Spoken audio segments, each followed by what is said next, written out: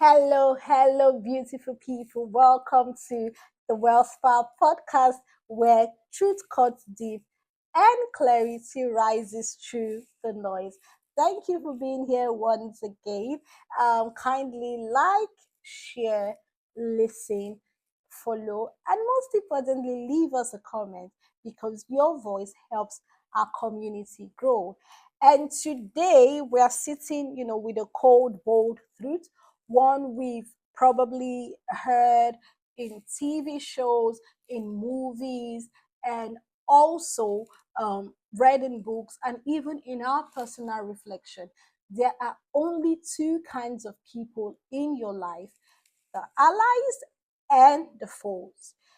It sounds a bit dramatic, but stick with me and let's unpack this. Now, in life, not everyone that smiles at you is for you, and not everyone who claps when you win wants you to keep winning. I want you to always remember that. And not everyone who actually says nothing is neutral. Some people are rooting for you. They're quietly praying for your progress. They're sharing your names in rooms even when you're not present. They're trying to push you forward and when you can't push yourself. And others, they're actually just watching, waiting, hoping, not for your breakthrough, but for your breakdown.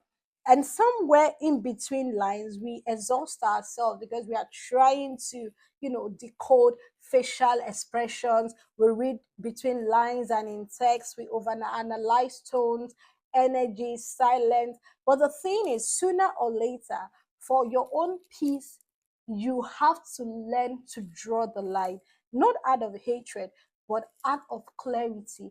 Now, what are allies? We've said there are only two kinds of people in your life: the allies and the foes. So, what are allies? What do they actually look like? Now, let's talk about what allies truly look like, because being an ally is not about convenience or optics, because allies tend to show up when it's not even convenient for them. They show up when it's uncomfortable, when things are, messy, and when it costs something. They are the friends who don't just celebrate your wins, they challenge your weakness, they actually correct you. Allies tend to correct you in private and then not tear you down, but to help you build something better.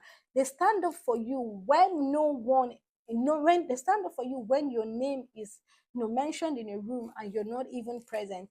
They are present when the lights are off, the crowd is gone, the cheering has gone down, when your post did not go viral, when the business you're trying to launch flops, when your relationship ends, when you're not able to achieve your career goals, when you're not, someone they can tag for clothes, for clout, sorry. Allies show up. That is an ally. They don't need a spotlight just to support you. They just show up consistently, quietly, and authentically. So listen up. They show up being consistent, being quiet, and being authentic. So now, what are foes? Foes. What do they look like? Foes, they are not always, they're not obvious. They're not wearing, a sign saying, don't he's like a villain in movies. In fact, they may cheer you up. They cheer you up the loudest in all your social media platforms. But here is the thing: you can actually feel them. You Foes drain your spirit, even in silence. Some whisper behind your back, masking envy with concern. So they're trying to mark envy with concern. Some disguise criticism as just being honest. The problem with humans is we try not to. We we have that mindset, or we try not to pay attention to some of these signs. Now, others pretend to support you, but only when you're behind them. It's crazy, but there are actually people that pretend to support you when they are doing better than you, and then they disappear in moments when you needed just one voice, one person to speak for you, one person to bail you out, and one hand when you need that one voice, one hand, one prayer partner, and when you rise, they go silent. Now, in the absence, in that pivotal point, you know that the absence is a louder message than words they could speak. And listen, not everyone who hurts you is your enemy. Some people are just not for you. You have to understand that some people are not for you.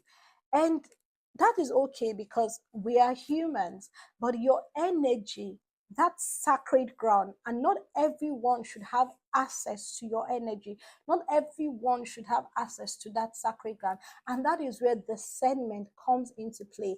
The spirit of discernment is actually key. And I want to challenge you that when you begin to pray or in your closets, ask for the spirit of discernment, because the spirit of discernment is power. It will help differentiate between an ally and a foe in your life. Now, I want you to understand that discernment is not a call to fear, it's a call to actually create awareness. And in a world full of filters, in a world full of followers, fake friends, fake relatives, and fast talkers, you being able to discern someone's true spirit is a superpower. It's actually a gift God has given us. But in today's world, we fail to seek for the spirit of discernment, which is very important in your growth and in life as well. So let me say it clearly, because some people tend to mistake familiarity for loyalty. No, because I know you doesn't mean I'm loyal to you. So stop mistaking familiarity for loyalty, and stop confusing proximity with support, because some people are actually lessons. They are designed to teach you who not to be and who not to tolerate. Others, they are actually leaders meant to lift you higher even when you don't see it at first. Then when you stop trying to convert foes to friends, you free up, your energy to nurture the real ones, to nurture the allies who water your growth and guide your name. So I want you to have a personal reflection today. So take a moment right now, close your eyes, think about the 5 people that are closest to you. Are they your allies or just familiar faces? Do they correct you in love or just clap when it's easy? Do they show up when things are quiet, or when they can benefit from you? Now, this reflection note is not about judgment, it's about clarity, because you can love people and set boundaries. You can forgive people and still walk away. You can release people and still wish them well. But your mission, your energy, your peace, that deserves to be protected daily and at all costs. Now, T.D. Jakes, in his book Instinct, he said that instinct under pressure would always tell you who is for you and who is not for you. And then a book titled Dare to Lead by Brenna Brown says that Claire is kind, unclear is unkind. So here's the truth: clarity is a kindness you owe to yourself. And I want you to have the take home notes that there are only two kinds of people in your life: those who walk with you and those who stand in your way. I'm going to repeat that. There are only two kinds of people in your life: those who walk with you and those who stand in your way. Choose wisely, move wisely, speak wisely, and most of all, protect your energy. It is sacred, because it is sacred.